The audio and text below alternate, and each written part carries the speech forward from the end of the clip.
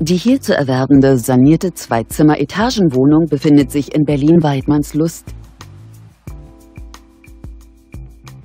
Das 1930 erbaute Mehrparteienhaus wurde 2010 saniert.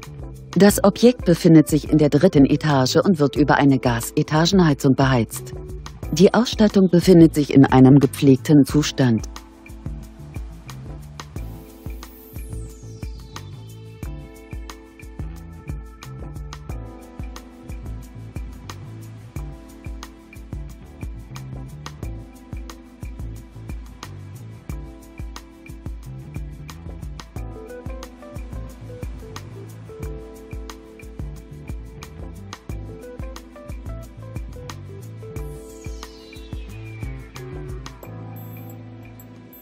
Die Etagenwohnung umfasst eine Wohnfläche von ca. 72 Quadratmetern.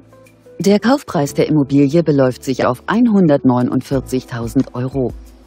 Kontaktieren Sie uns. Für die Vereinbarung eines Besichtigungstermins stehen wir Ihnen gerne zur Verfügung.